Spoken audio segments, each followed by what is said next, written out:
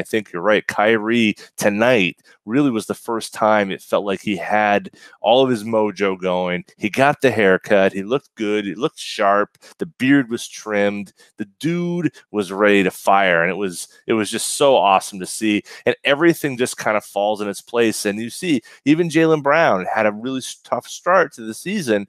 And now playing off of what Kyrie's doing, he gets going in that second half and scores, I think, 6 of his last 7. So yeah, and he was that struggling. was really needed. He was struggling in the game. I still feel like defensively, the officials aren't giving him the benefit of a lot of calls. Clearly, Detroit complained about the defense that was played on Blake Griffin in the first game of this 2-game set, and there were adjustments made. He was getting away with hooking. I know Tommy talked about it a lot during the broadcast, but definitely did not give Jaylen Brown the benefit. And really haven't seen Jaylen get the benefit of the doubt from the officials, except in that first game. He just did a miraculous job against Griffin. I think he got frustrated. Loved the adjustment that the Celtics made with kind of a lot of times throwing Kyrie out at Blake beyond the arc.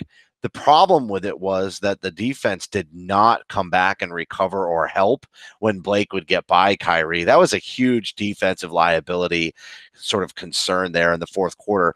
I will also say that this team has really, at the beginning of the season, another little progression point, they were giving up so many offensive rebounds. They were just allowing other teams second, third chance opportunities. And it was nice to see them in the last couple of games begin to go get some of them themselves. And I think that was a big difference is when you're struggling offensively, if you can grab that extra shot, it builds momentum and people can get back into their rhythm. But when you don't go get those after missed shots, you can really get into a funk and stay in it. Totally. I'm not, and there's a lot of guys you give credit to for that, but I'm going to give credit to Kyrie Irving because I think Kyrie, he's been showing the willingness over the last week to do the dirty work. I mean, even that last play, sure, Smart was in a position where he kind of knocked the ball away, but who's first to the ball? Kyrie Irving, number of times Kyrie's poking his head in on defensive rebounding situations or offensive rebounding situations and pokes it back out.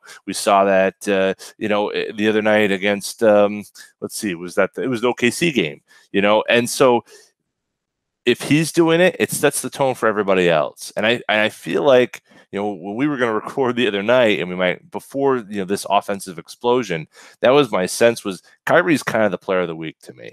And I don't know if he scored the most points, probably after night he has, but I feel like his leadership in doing the other things that aren't Kyrie-like, but they're winning basketball type plays. Those are things that are contagious. And now you're seeing everybody else is also doing that. He was taking those long twos as much as anybody, maybe not as much as Jason Tatum, but at a pretty high rate. And so now he's now penetrating, creating opportunities to a greater degree than he was early on. And I think those are the things, creating things for other people. That's the type of giving that you have to do in an offense, like the Boston Celtics. Now they can get the other guys on board, and maybe we see with Jaylen Brown tonight is the first sign of that. We can start to build this. I don't think this is the final roster. I don't think I'm worried about the fact that they were close to Detroit, even though they've somewhat reclaimed their offensive ability. I think we're just going to see them get better and better and more efficient as we get further into this season.